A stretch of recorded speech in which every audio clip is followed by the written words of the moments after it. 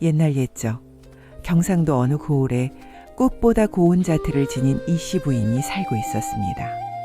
25의 꽃다운 나이에 남편을 여의었으나 그 절개가 마치 겨울 매화처럼 차갑고 고결했죠. 고을 사람들은 그녀를 철벽 부인이라 불렀습니다. 부잣집 도련님이든 한량이든 심지어 사또의 아들까지도 그녀의 마음을 돌리려 했으나 모두 헛수고였습니다.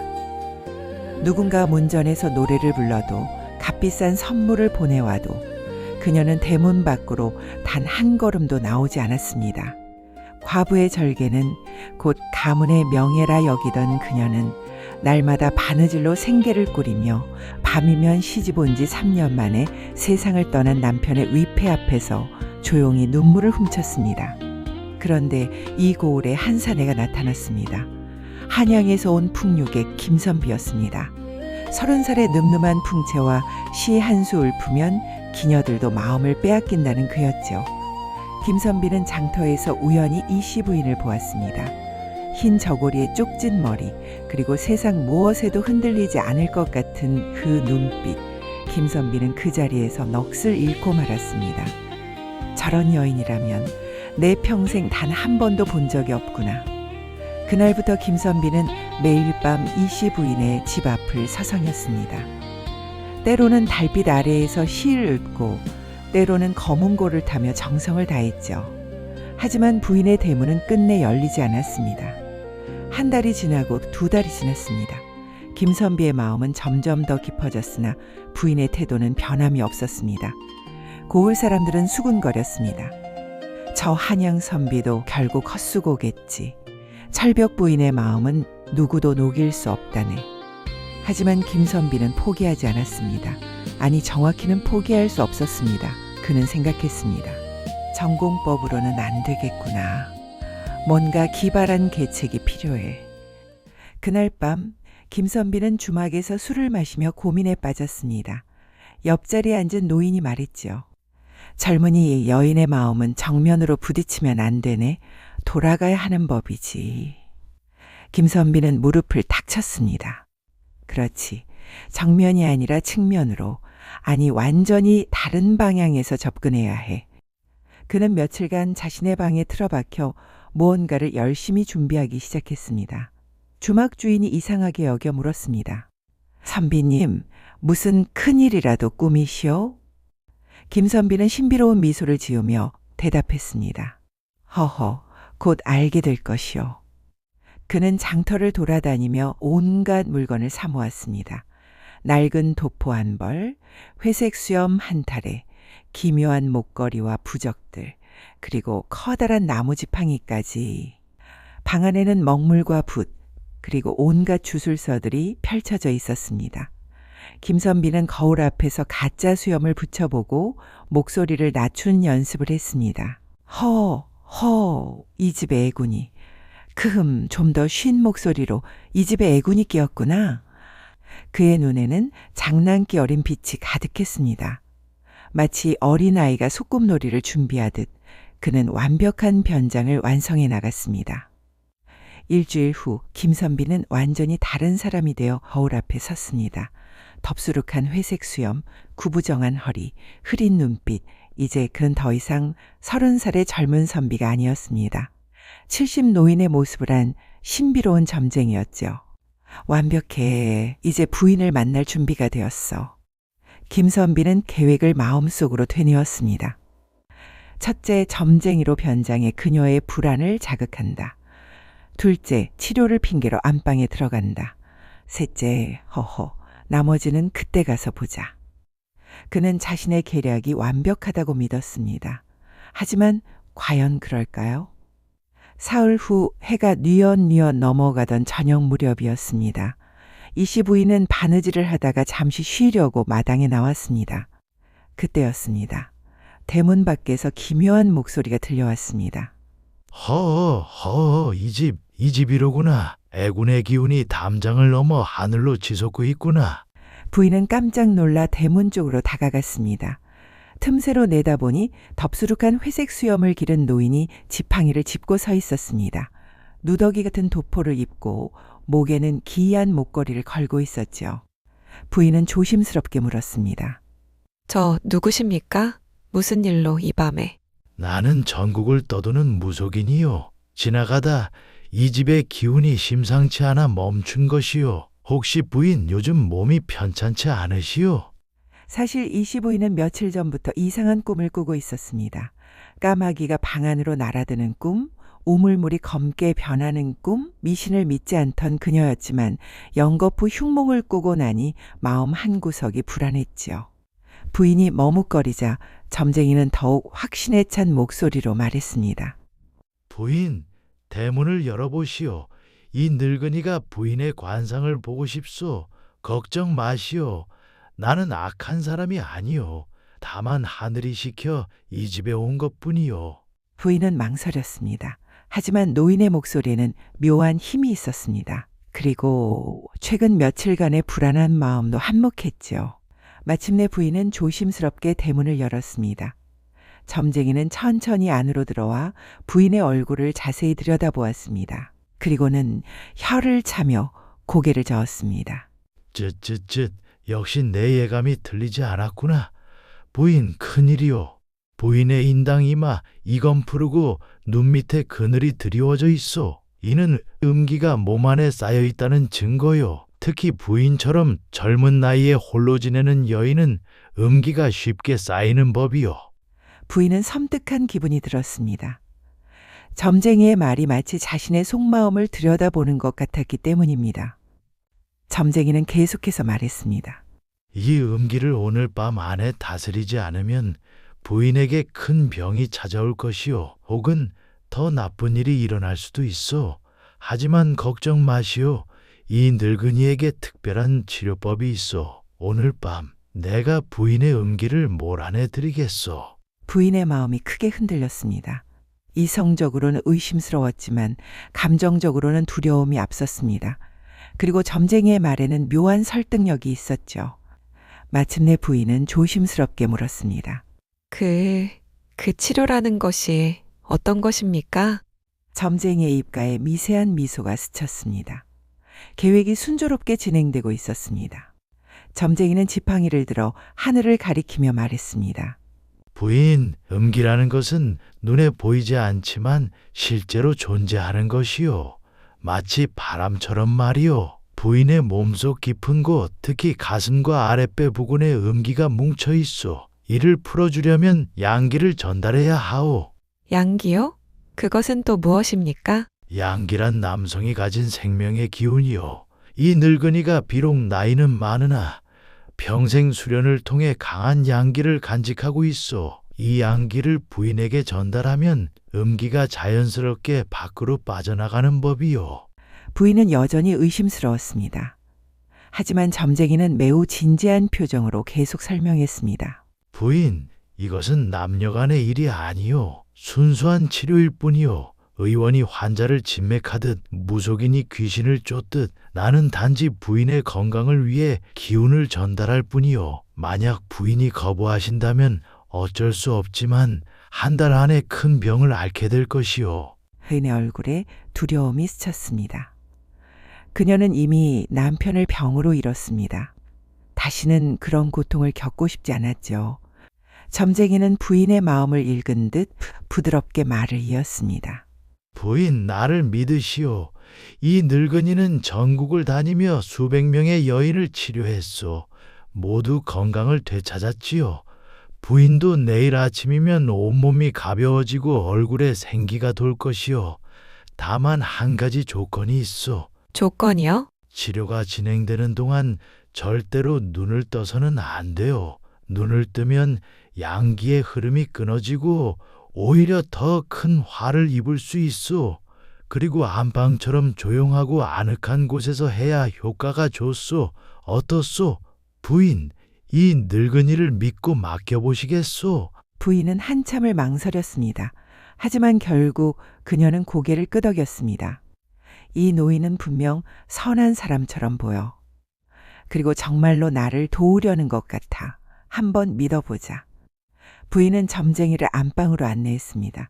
작은 방 안에는 촛불 하나만 켜져 있었고 공기는 고요했습니다. 김선비는 속으로 환호했습니다. 성공이다. 일단 안방까지 들어왔으니 이제 반은 성공한 거나 다름없어. 하지만 그는 겉으로는 여전히 엄숙한 표정을 유지했습니다. 자, 부인, 편안하게 앉으시오. 그리고 마음을 비우시오. 모든 잡념을 버리고 오직 내 목소리에만 집중하시오. 부인은 방바닥에 조심스럽게 앉았습니다. 점쟁이도 그녀의 맞은편에 앉았습니다. 두 사람 사이의 거리는 불과 한 뼘 남짓. 촛불 하나가 일렁이는 방 안. 점쟁이는 천천히 부인에게 말했습니다. 부인, 이제 눈을 감으시오. 그리고 숨을 천천히 들이쉬고 내쉬시오. 하나, 둘, 셋. 마음을 편안하게 하시오. 부인은 눈을 감았습니다. 점쟁이의 목소리는 마치 최면을 거는 듯 부드럽고 낮았습니다. 좋소. 이제 내가 부인의 손목을 잡고 맥을 짚을 것이오. 놀라지 마시오. 이는 부인의 기운 상태를 확인하기 위함이오. 김선비는 조심스럽게 부인의 손목을 잡았습니다. 부인의 맥박이 빠르게 뛰고 있었습니다. 긴장하고 있다는 증거였죠. 좋아, 아직은 의심하고 있군. 하지만 곧 마음을 열 거야. 김선비는 계속해서 말했습니다. 역시 음기가 매우 강하오. 특히 가슴 부근에 뭉쳐 있어. 이제 내가 양기를 전달하기 시작할 것이오. 부인은 온몸에 힘을 빼고 내 기운이 부인의 몸속으로 스며드는 것을 느끼시오. 점쟁이는 부인의 손을 잡은 채 다른 손으로는 그녀의 어깨를 가볍게 눌렀습니다. 부인은 살짝 움찔했지만 눈을 뜨지는 않았습니다. 절대 눈을 뜨지 말라고 했지. 그리고 이건 치료야. 그냥 치료일 뿐이야. 부인은 스스로를 다독였습니다. 점쟁이는 점점 더 가까이 다가왔습니다. 그의 숨소리가 부인의 귀에 들렸습니다. 부인, 이제 기운이 천천히 흐르기 시작할 것이오. 처음에는 따뜻함이 느껴지고 점차 온몸으로 퍼져나갈 것이오. 두려워 마시오. 이는 자연스러운 현상이오. 김선비는 부인의 어깨를 천천히 쓰다듬기 시작했습니다. 마치 안마를 하듯, 그러나 묘하게 다정하게. 음기는 주로 어깨와 등 그리고 허리 부근에 쌓이는 법이요. 이곳을 풀어주면 전신의 기운이 순환되는 것이요. 부인은 처음에는 긴장했지만 점차 점쟁이의 손길에 익숙해졌습니다. 그의 손은 의외로 따뜻했고 움직임도 부드러웠습니다. 이상하게 나쁘지 않네. 정말로 몸이 좀 풀리는 것 같아. 시간이 흘렀습니다. 얼마나 지났을까요? 10분? 20분. 부인은 시간 감각을 잃었습니다. 오직 점쟁이의 목소리와 촛불이 일렁이는 소리만 들렸습니다. 점쟁이는 이제 더욱 대담해졌습니다. 그는 부인의 등을 천천히 어루만지며 말했습니다. 부인, 이제 양기가 본격적으로 전달되어야 하오. 잠시 불편할 수 있으나 참으시오. 음기를 완전히 몰아내려면 더 가까이 접촉해야 하오. 김선비는 부인을 살짝 끌어안듯 더 가까이 다가갔습니다. 부인의 몸이 순간 경직되었지만 그녀는 여전히 눈을 감고 있었습니다. 이건 너무 가까운 거 아닌가? 하지만 치료라고 했잖아. 참자. 조금만 더 참자. 김선비는 부인의 귀에 속삭였습니다. 부인, 지금 양기가 부인의 몸속 깊숙한 곳까지 스며들고 있어. 숨을 깊이 들이마시고 천천히 내쉬시오. 그리고 몸의 긴장을 완전히 풀으시오. 두 사람 사이의 공기가 점점 뜨거워졌습니다. 방 안은 야릇한 열기로 가득 찼습니다. 촛불이 더욱 크게 일렁였습니다. 김선비는 온 힘을 다해 부인의 나쁜 기운을 몰아내는 척하며 그녀의 마음을 두드렸습니다. 그의 연기는 완벽했습니다. 진지하면서도 부드럽고 때로는 다급하기까지 했죠. 음기가 매우 완고하오. 쉽게 물러나지 않는구려. 부인, 조금만 더 힘을 내시오. 거의 다 빠져나가고 있어. 부인은 난생 처음 느끼는 기묘한 기분에 몸을 떨며 눈을 질끈 감았습니다. 그녀의 얼굴은 달아올랐고 숨소리는 가빠졌습니다. 이게 정말 치료가 맞는 건가? 아니면 아니야, 생각하지 말자. 이건 치료야. 단지 치료일 뿐이야. 김선비는 점점 더 열심히 치료에 몰두했습니다. 그의 이마에는 땀이 송글송글 맺혔습니다. 이건 연기가 아니었습니다. 진짜 땀이었죠. 하하, 완벽해. 부인이 완전히 나를 믿고 있어. 오늘 밤이 끝나면 그녀는 나에게 감사할 거야. 시간이 흘렀습니다. 촛불이 반쯤 타들어갔습니다. 방 안의 열기는 절정에 달했습니다. 마침내 거의 다 됐소. 조금만 더. 음기가 마지막 저항을 하고 있어. 김선비의 목소리는 진짜로 힘겨운 듯 했습니다. 아니, 실제로 힘들었죠. 완벽한 연기를 유지하면서 동시에 부인과의 거리를 좁히는 것은 생각보다 어려운 일이었으니까요. 부인 역시 온몸에 힘이 들어갔습니다.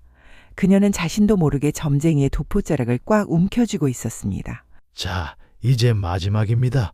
부인, 크게 숨을 들이마시고 후 내쉬시오. 그 순간 방 안의 공기가 잠시 멈춘 듯 했습니다. 촛불이 활활 타오르다가 갑자기 잦아들었습니다. 김선비는 천천히 부인에게서 떨어져 앉았습니다. 그의 숨소리는 거칠었고 이마에는 땀이 흘러내렸습니다. 잠시 침묵이 흘렀습니다. 두 사람 모두 숨을 고르고 있었습니다. 김선비가 먼저 입을 열었습니다. 후, 다 끝났소. 부인, 이제 모든 나쁜 기운이 빠져나갔소. 천천히 눈을 떠도 좋소. 부인은 천천히 눈을 떴습니다. 촛불에 흔들리는 빛이 그녀의 눈에 들어왔습니다. 그녀는 잠시 멍하니 앉아 있다가 자신의 몸을 살펴보았습니다. 이상해. 정말로 몸이 가벼운 것 같아. 기분도 한결 나아진 것 같고. 김선비는 만족스러운 표정으로 고개를 끄덕였습니다. 어떠하오 부인? 몸이 한결 가벼워졌을 것이요. 앞으로 사흘간은 차는 음식을 피하고 따뜻한 차를 마시시오. 그러면 완전히 회복될 것이요. 부인은 조심스럽게 대답했습니다. 네, 감사합니다. 정말로 몸이 좀 편해진 것 같습니다. 김선비는 속으로 환호했습니다. 성공이다. 완벽한 성공이야. 그녀는 아무것도 눈치채지 못했어. 나의 연기 실력이 이렇게 뛰어났다니. 그는 의기양양해져서 자리에서 일어났습니다.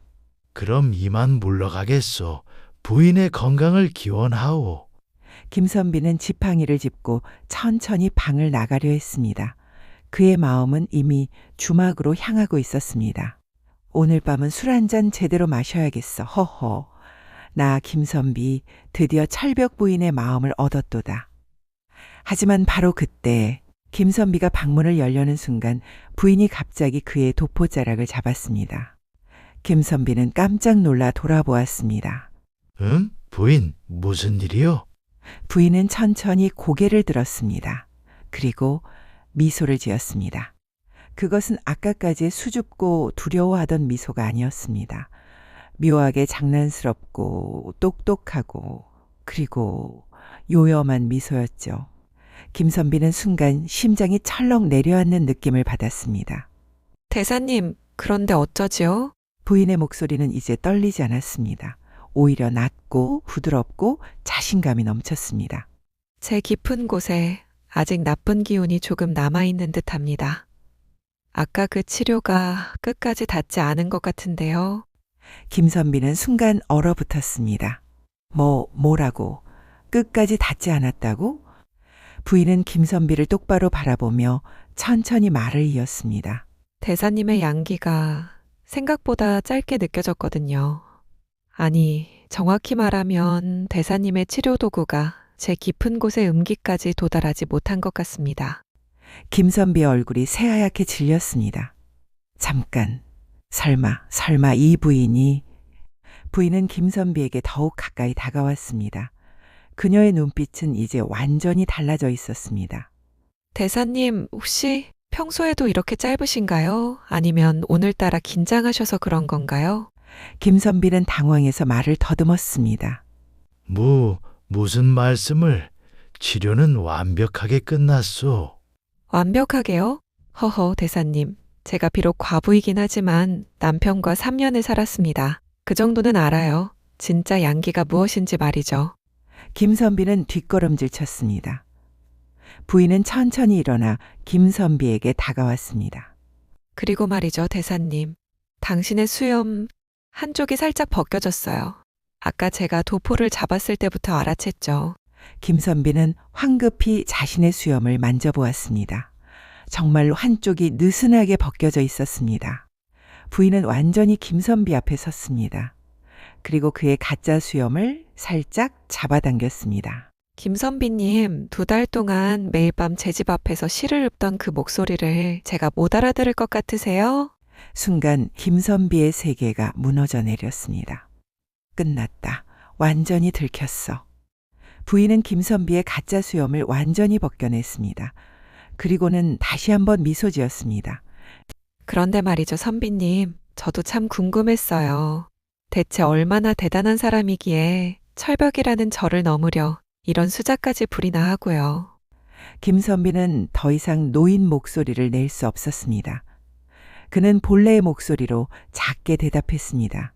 부인 죄송하오. 내가 너무 경솔했소. 죄송하다고요? 허허. 부인은 김선비의 얼굴을 자세히 들여다보았습니다.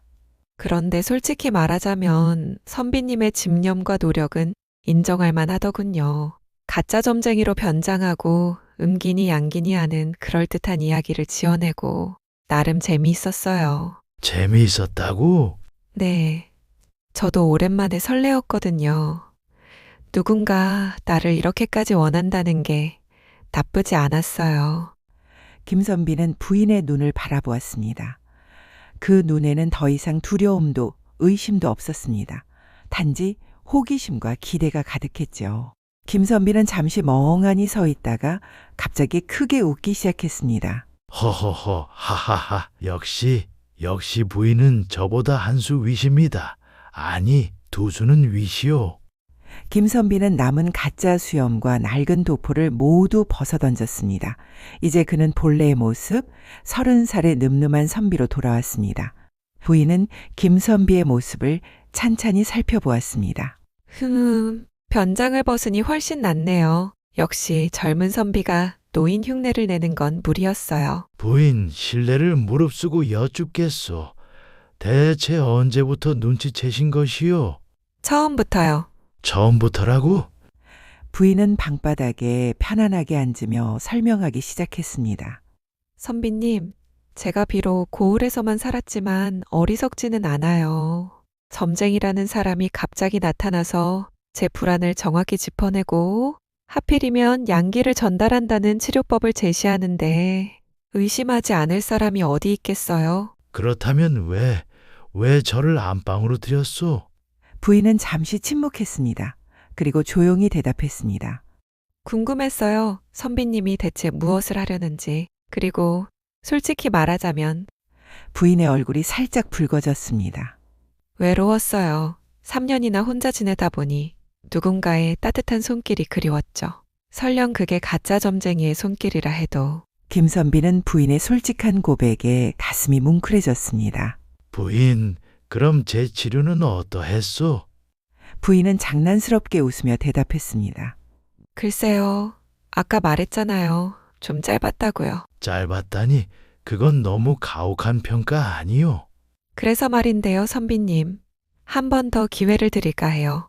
이번에는 가짜 수염도 없고 노인 목소리도 필요 없어요. 진짜 김선비로서 말이죠. 김선비의 눈이 반짝였습니다. 그 말은 네, 제대로 해보세요. 이번엔 제가 눈을 감고 있지 않을 테니까요. 제대로 된 치료가 무엇인지 보여주세요. 김선비는 더 이상 망설이지 않았습니다. 그는 부인에게 다가가 그녀의 손을 잡았습니다. 이번에는 가짜가 아닌 진심이었습니다. 부인, 저는 2달 동안 당신만을 생각했소. 처음에는 단순한 호기심이었을지 모르나 지금은 진심이요. 오늘 밤이 다 가도록 부인의 진정한 평안을 위해 정성을 다하리다. 좋은 말이에요. 하지만 말로만 하지 말고 행동으로 보여주세요. 이번엔 진짜로 깊은 곳까지 도달해야 해요. 두 사람은 서로를 바라보며 미소 지었습니다. 그렇게 속고 속이는 장난은 끝났습니다. 이제 남은 것은 진실한 마음뿐이었죠. 촛불이 다시 활활 타올랐습니다. 방 밖으로는 가을밤의 선선한 바람이 불어왔습니다. 달빛이 창호지 문을 통해 은은하게 방 안을 비췄습니다. 그날 밤 철벽 부인은 더 이상 철벽이 아니었습니다. 그리고 김선비는 더 이상 가짜 점쟁이가 아니었습니다. 두 사람은 그렇게 진실한 마음을 나누며 아름다운 밤을 보냈습니다. 그리고 놀랍게도 부인의 말대로 김선비는 이번에는 끝까지 도달할 수 있었답니다. 다음 날 아침 고을 사람들은 놀라운 광경을 목격했습니다. 철벽 부인이 김선비와 함께 장터를 거닐고 있었던 것입니다. 두 사람의 얼굴에는 환한 미소가 가득했죠. 고을 사람들은 수군거렸습니다. 대체 무슨 일이 있었던 거지? 저 한양선비가 어떻게 철벽 부인의 마음을 녹였을까? 들리는 소문에 의하면 점쟁이로 변장했다던데. 하지만 진실을 아는 사람은 오직 두 사람뿐이었습니다. 그리고 그날 밤의 이야기는 훗날 야담으로 전해져 지금까지도 사람들의 입에 오르내리고 있답니다. 속이려던 자가 속고 속는 척하던 자가 웃는다. 철벽도 마음을 열면 문이 되고 짧다던 것도 진심을 다하면 길어진다더군요. 조선시대 실화로 전해지는 이 이야기는 우리에게 말합니다. 때로는 전공법보다 기발한 계략이 필요하지만 결국 진심만이 사람의 마음을 움직인다고요. 그리고 한 가지 더. 여러분, 크기가 중요한 게 아니랍니다. 진심과 정성이 더 중요하다는 거. 자, 이 이야기가 재미있으셨나요? 구독과 좋아요, 알림 설정 부탁드립니다. 다음에 또 재미있는 조선시대 야들야들한 야들야담으로 찾아뵙겠습니다.